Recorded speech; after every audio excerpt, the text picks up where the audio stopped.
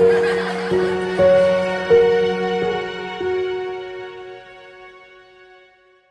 guys, welcome back to our channel. Eric here in the school garden.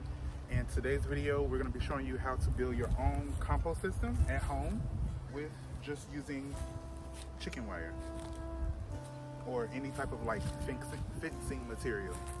Before we get into today's video, make sure that you like this video, comment down below, share this video, subscribe of course, and don't forget to click the notification bell in the corner before moving on to this video, because we have a lot of videos coming for the rest of this month and this springtime. So we want to make sure that you guys are ready for those videos. So let's get into this particular video. Okay, so we have this fencing here.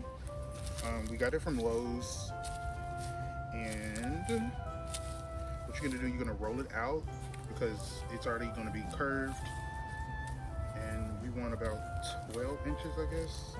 Probably not even that.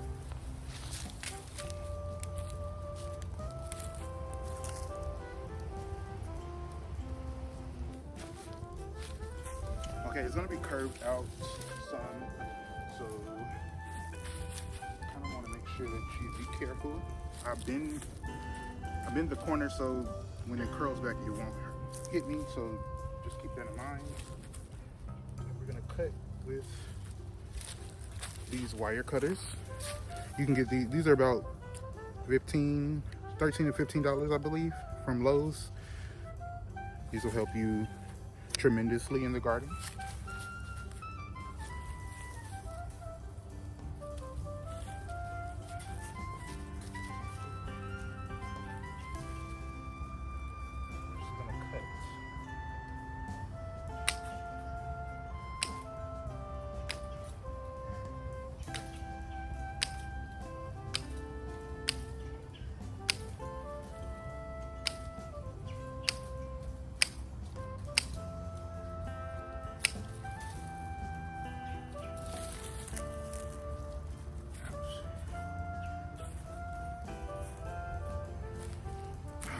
So since it's curved like that, and I bend the corner, I bend this side, that means it will be able to just hold on to itself.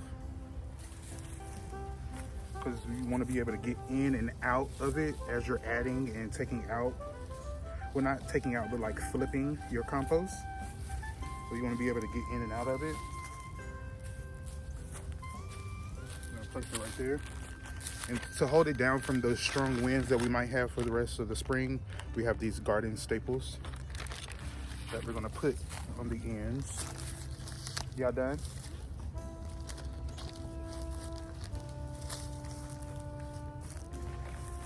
Okay, so I may not be talking to you guys. I'll be talking to my students.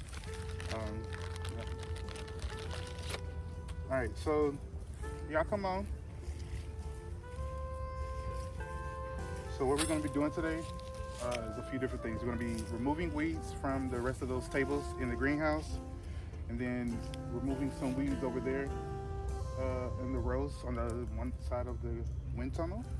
But I'm going to show you now how to, if you ever want to create compost at home, how to do so. So all you would need, you can either use like what's this thing called? A barrel. Like a rain barrel at Home Depot or Lowe's. And with compost, there are two groups of materials you'll need. You need green materials and brown materials. For green materials, what do you think I'm referring to? Green materials. When you're thinking about earth, the garden, food you eat, what would that be considered? Like vegetables? Yeah, vegetables. What do I have in front of me? Fruit. What else? Green. It's a pile right in front of you. Grass, weeds, right? Other green materials, coffee grinds, tea bags, egg shells. What else? You already said fruit, so like fruit rinds, apples, lemons, potatoes, apples. Did I say apples already? Anything in your kitchen that's a kitchen scrap. So if you're, cutting up any type of vegetable or fruit, you can save it like this. And if you see towards the bottom, it's starting to break down. That's all of the microbes that we talked about last week, like your fungi, bacteria. You want that because those organisms break down all of the organic material that you're going to be putting into your compost bin. So we can literally take anything from over here. It's going to break down all your leaves. Oh, go get your gloves. I'm sorry, it's in that black bag. The black bag in the greenhouse. To start off, you always want to make sure that you have a good layer of brown materials before you put your green materials on top. We're actually going to do layers. So yeah.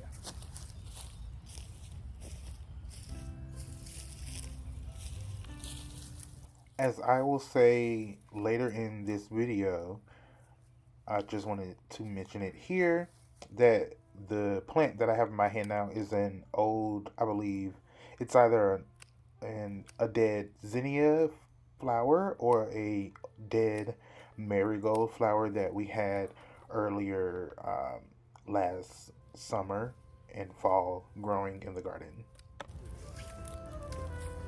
Alright, so we're adding in some brown materials. Instead of it being from your kitchen, what are some examples of brown materials?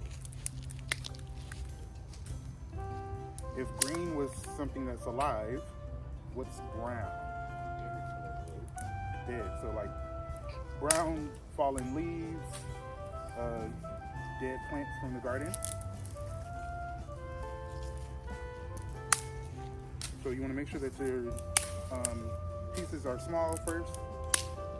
So I need one person to grab some of that green material there, those weeds. Anybody? One person? Somebody. And one person grabs the fruit there. We're going to create layers.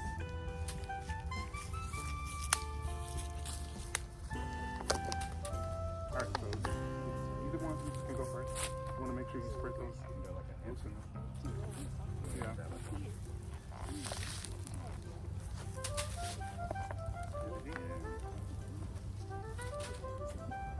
And when somebody else want to come grab some dead limbs over here and break them up for me? Once you get to the bottom, you have to use a glove because I don't want you getting your hand wet.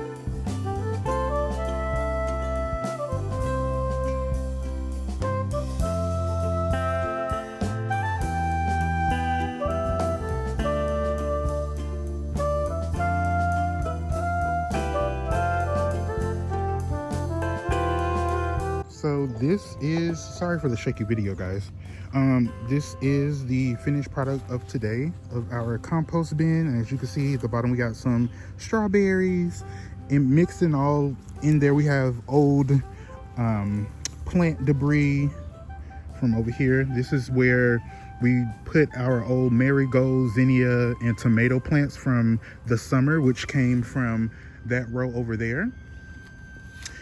We put that in here. We broke it up. Anytime, as you guys know, anytime, that you're starting a compost bin, you want to always put in small materials, because the smaller the organic material, the quicker you'll get compost, your soil. We also have leaves, some straw, weeds, old kale plants that were starting to flower. What else? Orange peels, tea bags, all that good stuff. And some of it was kind of mildewy, so that's very good because all that bacteria is going to, sorry guys, I was not focusing on the bin. All that organic, all those microorganisms are going to break down all of this organic material. And soon we're going to be filling it up to about here. I just put that cardboard box over the top because it is going to rain, I think later on today around 4, and probably this weekend too. So I do have to go get a tarp for this because I want not only to protect this compost bin from rain, but from like rodents, and also from just the elements, and to continue to capture that heat that will build up soon enough. All right, you guys, that's the end of the video. There goes our compost bin. In the next few days, we should be adding more materials into it to make it larger, to make it bigger. And hopefully with the tarp, it starts to break down. I don't know if I can find the video or the people that did it. But if so, I'll put their name here. They're here on YouTube, and they did like a 10, 15 day, it may have been 20 day compost making video.